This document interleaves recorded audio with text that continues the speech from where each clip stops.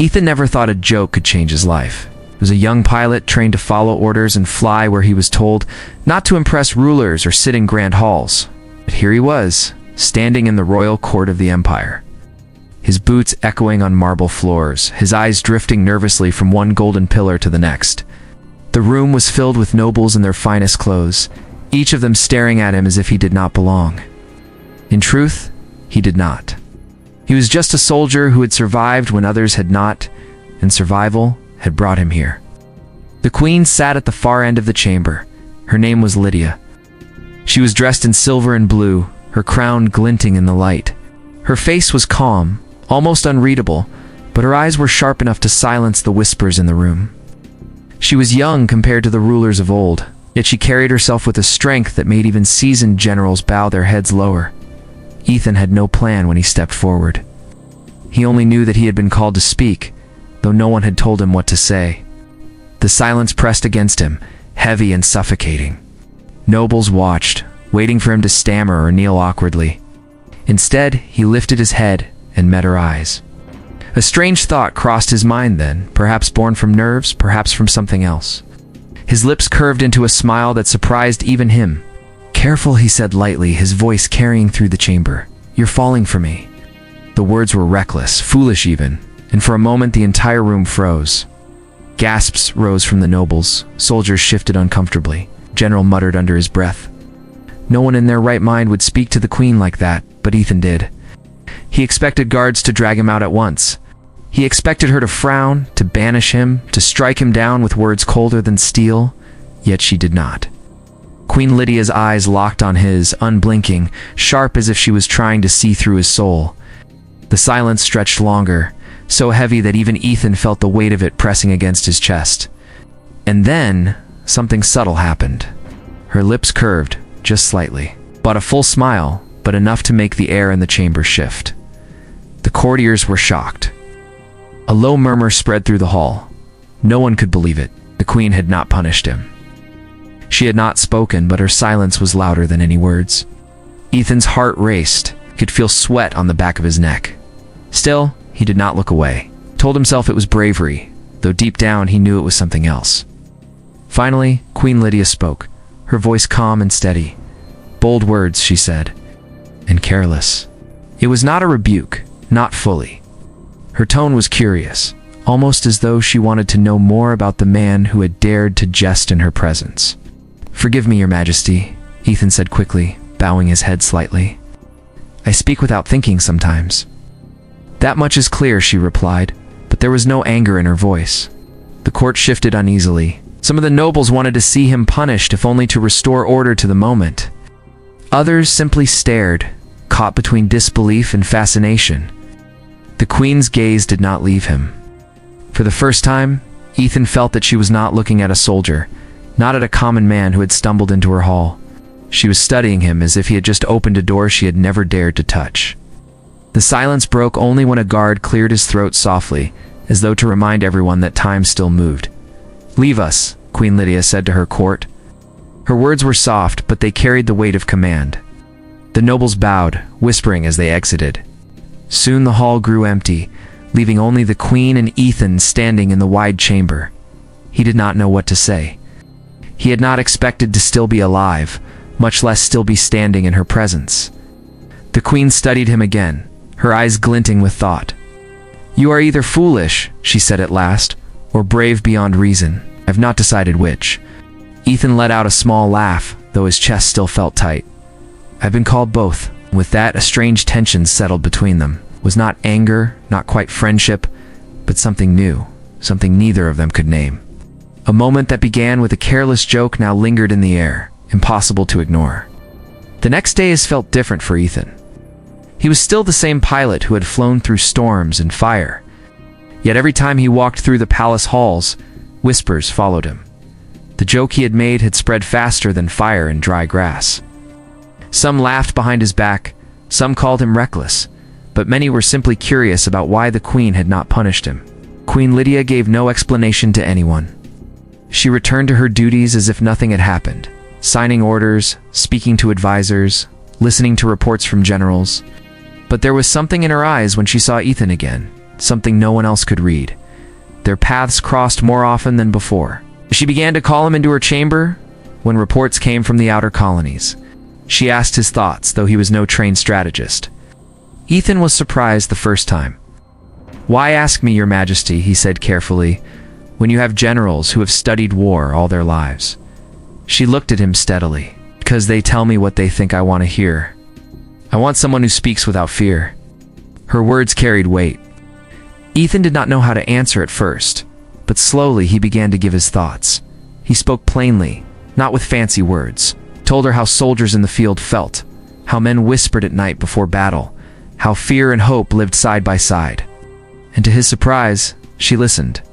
One evening, as lanterns glowed across the palace walls, Ethan stood beside her at a map table. Glowing lines traced routes of supply ships and garrisons. Rebellion had broken out in 2 distant colonies. It was no longer rumors, but open defiance. The Queen's voice was calm but heavy. "If this spreads, the crown will lose control of half the empire." Ethan leaned closer to the map. "If you strike too hard, people will see you as a tyrant. If you strike too soft, the rebels will think you are weak." She studied him. "And what would you do?" "I would show them both strength and mercy," he said. "Send soldiers to hold the ground, but also send food, healers, supplies. People do not follow rebels only out of anger. Sometimes they follow because they are hungry." She was silent for a long moment, then nodded. "Speak like a leader." He shook his head quickly. "I'm no leader, Your Majesty. I'm just a pilot who has seen too many broken men." Her eyes lingered on him. "Perhaps that is what makes you different. You do not seek power, but you understand people." Their conversations grew longer as nights passed. Sometimes they spoke of war, sometimes of the burdens of rule, and sometimes of things far softer. Ethan told her of his childhood, of the skies he used to watch from his small village, of the laughter of his younger sister, who used to chase him through fields. Lydia told him of her own past, of how the crown was not a choice but a duty, and of how silence often became her only companion. Through these talks, a bond began to grow. It was not declared, not spoken openly, but it was there in the quiet way they looked at one another. When a sudden threat came, their bond was tested. One night, as the court prepared for another long discussion, alarms echoed through the palace. A messenger rushed in, shouting of rebels striking closer than anyone had feared. The outer colonies had not only risen in arms, but their agents had slipped into the capital itself. Guards sealed the palace gates. Tension filled every corridor. Queen ordered her council to stay calm, but her gaze went to Ethan almost instinctively. Later, as soldiers searched the halls, Ethan walked beside her. "They will not stop, Your Majesty. They will come for you." She did not flinch. "Then they will fail." Ethan saw more than courage in her words, saw the weight she carried, the loneliness in her heart, and he felt a sharp need to protect her. It was no longer about duty or orders. It was about her. As the night stretched on, the palace seemed wrapped in shadows. Whispers of assassins moved through the halls, though none had yet struck. Ethan stayed near the Queen, refusing to let her out of his sight. In that quiet, with the echo of boots in distant corridors, she turned her eyes to him once more. "Tell me," she said softly, "do you regret the words you spoke that day in the court?" He met her gaze, steady and unshaken. Not for a moment. For the first time, her lips curved into something closer to a true smile. And though the danger still loomed around them, that moment felt brighter than the torches on the palace walls. The palace never slept in those days. Guards walked the corridors through the night, their hands tight on the hilts of their swords, their eyes sharp for any shadow. The air itself seemed heavy with the knowledge that rebels had come close, closer than anyone had believed possible. Ethan stayed near Queen Lydia whenever he could, not because of duty, but because of the feeling in his chest that grew stronger every time he saw her. She carried herself like steel, calm in front of the court, calm before her generals, calm even as rumors of assassins whispered through the halls. But when he looked into her eyes, he could see it. The weight she bore alone. The third night after the alarms, it happened. The Queen was walking back from the council chamber with only a few guards at her side. Ethan followed close behind, tired but alert. The halls were quiet, the torches throwing long shadows against the stone walls. A sound broke the silence. A faint scrape of metal. Ethan's eyes snapped to the left, just as a figure leapt from the dark. A blade flashed. The guard nearest to the queen fell before he could raise his shield. Chaos broke loose in an instant. Another shadow darted out, rushing toward Lydia with a knife drawn high. Ethan did not think. He threw himself forward, slamming into the attacker with all the force he had. The two of them crashed hard against the floor. The knife clattered away, and Ethan's fist connected with the man's jaw. The queen's remaining guards shouted, pulling their swords, fighting off the other figures that emerged from the darkness. The corridor rang with the clash of steel. Ethan's breath came in sharp bursts as he struggled with the man beneath him. The rebel snarled, reaching for the knife again, but Ethan's hand found it first. In one quick motion, he shoved the weapon away and forced the man still. He spun just in time to see another attacker rush toward the queen. Without thinking, Ethan rose, his side aching, his hand bleeding, but his feet moving faster than his mind. "Lydia," he shouted, crashed into the assassin before the blade could reach her. Pain shot through his ribs as they both hit the ground, but he held tight, fighting with every ounce of strength he had left. The rebel's knife cut across his arm, but Ethan's grip did not loosen. He pushed back with desperate force until the guards reached them and dragged the attacker away. The corridor grew silent again, except for the ragged sound of Ethan's breathing. He staggered to his feet, his shirt torn, blood marking his arm, and sighed, turned toward her. Queen Lydia was standing tall, her crown slightly askew, her gown brushed with dust, but her eyes locked only on him. For the first time, the mask of her composure cracked. There was something fierce in her face, something raw. Ethan gave a weak smile, though his chest burned. "Careful," he said, his voice hoarse but steady. "You're falling for me." The guards looked shocked that he dared speak so again, especially in such a moment. But Lydia did not scold him. She did not silence him. Instead, she stepped forward quickly, her hands catching his as if afraid he might fall.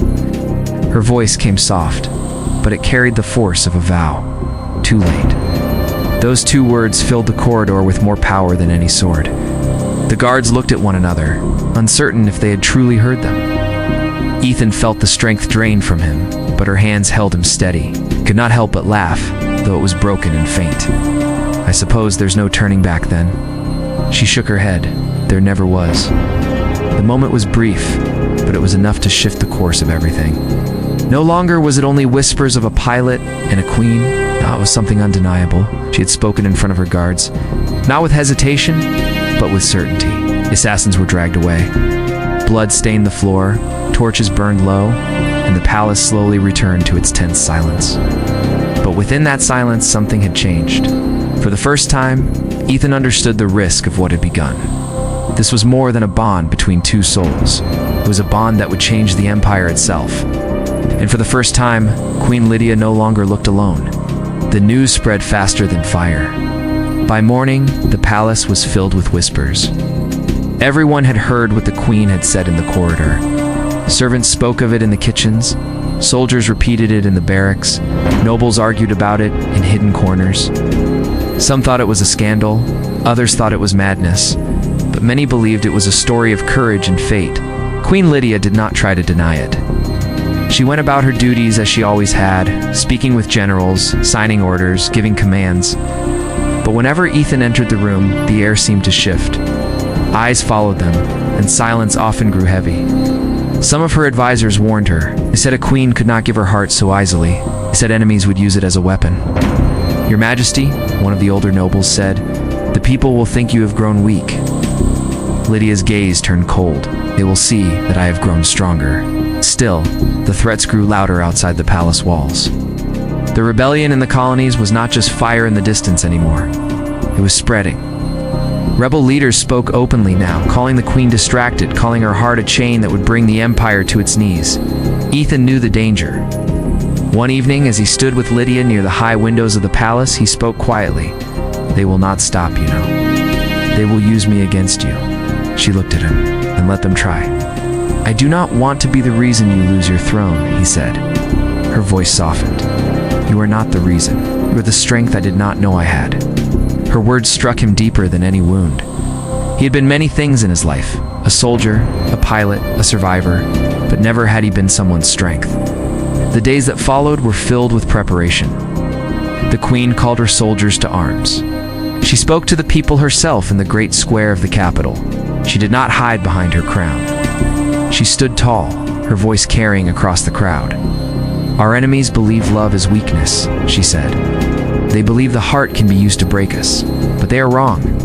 It is the heart that gives us courage. It is the heart that gives us power." The crowd roared with approval. Soldiers lifted their swords high. Even those who had doubted her felt something stir inside them. Ethan stood at her side, not as a noble, not as a general, but simply as the man who had dared to joke with her once in a hall filled with silence. Together they faced the storm. When the rebels struck again, the queen did not stay hidden in her palace.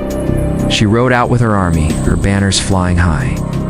Ethan rode beside her, his hands steady on the reins, his eyes sharp on the horizon. The rebels had expected fear. Instead, they met a queen who fought not with distance but with presence. Her soldiers rallied around her, their courage doubled by her example. Ethan, though no general, fought as if the fate of the crown was his own. In the thick of battle, when dust rose and swords clashed, Lydia and Ethan were seen side by side. The sight of them spread through the ranks like fire, lifting the spirits of weary men and women who had thought the fight was already lost. That night, after the battle was won and the rebels driven back, the army camped beneath the stars. Fires glowed across the fields, and songs rose from tired but victorious throats. Ethan sat near one of the fires, his arm wrapped in fresh bandages, when the queen approached. She did not wear her crown, only a simple cloak. A moment she looked less like a ruler and more like someone who longed for peace. "You should be resting," he said with a faint smile. "So should you," she answered. They sat together in the quiet, the noise of the camp fading into the distance. After a while, Ethan spoke. "Do you ever wonder how this all began? How a careless joke could lead us here?" Lydia's eyes softened. Perhaps it was not careless at all. Perhaps it was fate. He looked at her, and for once he could not find a reply. All he could do was sit there, feeling the warmth of her presence, knowing that whatever battles lay ahead, he would face them by her side. Peace did not return all at once. It came slowly, like the morning light after a long night. The battles grew fewer, the rebels scattered, and the fires of unrest burned lower. Yet the memory of what had been spoken in the palace still lived in every heart. Ethan had become more than a pilot. Soldiers looked at him with respect, some even with admiration. He had no title, no crown, but he had something that titles could not give. He had stood at the queen's side when others doubted, and he had risked his life not for power but for her. Queen Lydia ruled with the same strength as before, but now there was a new tone in her voice. The people heard it when she spoke in the squares, when she visited towns, when she walked among them without fear. They saw not only a ruler, but a woman who carried love like a banner. For many, it gave hope. Still, there were whispers. Some nobles continued to murmur behind closed doors, claiming the queen's heart would one day betray her. But their words grew weaker with time. For every victory on the field and every act of compassion in the court proved them wrong. One evening, as the sun set over the capital, painting the sky in gold and crimson, Ethan walked with Lydia through the palace gardens. The flowers had begun to bloom again after the harsh months of war. The air was quiet except for the soft sound of water from the fountains. "It feels strange," Ethan said, his eyes on the horizon, "to think of peace after so much fighting." "Peace is not strange," Lydia replied. "It is rare. That is why we must hold it tightly." He turned to her, studying her face. There was no crown on her head at that moment, no audience, no court, just Lydia. He remembered the first time he had spoken to her, the reckless words that had left his mouth without thought. "Careful, you're falling for me," he said softly, almost like a memory brought back to life. She smiled, not the faint curve she once gave in the court, but a full, honest smile. "Too late," she said again, the same words she had spoken in the corridor when the air smelled of blood and danger. He laughed quietly, shaking his head. "Those words will follow us forever." "Then let them," she answered. "Let the world remember them." As they walked further, the sound of soldiers training in the distance echoed faintly. The Empire was not free from threat, and both of them knew it. Yet in that moment, there was no fear between them. Later in the council chamber, she addressed her advisors with Ethan standing quietly at her side. Her voice was steady. This empire will not be ruled by fear. It will be ruled by strength, by justice, and by hope. And it will be protected not only by crowns and swords, but by hearts that dare to care. Oh, no one dared to argue. From that day, the story of the queen and the soldier began to spread, not only within the palace, but across the lands. Villagers whispered it to their children. Soldiers told it by fires and distant posts. The tale grew, carried by merchants, carried by travelers, carried by the very people who once doubted her. They said that once, in a hall of silence, a pilot had spoken without fear. They said the queen had answered with two simple words that changed everything. And they said that love had become not a weakness, but a power that carried them all. Years later, when new challenges came and old ones returned, the memory of that bond remained unbroken. Ethan and Lydia stood side by side, not as ruler and servant, not as queen and soldier, but as two souls who had found strength in each other. Their story lived on, not just in books or statues, but in the way people believe that even in times of war, even in the shadow of crowns, a single laugh, a single joke could shape the fate of an empire. And so, the line that once began as a careless jest became a legend. Careful, you're falling for me. Too late.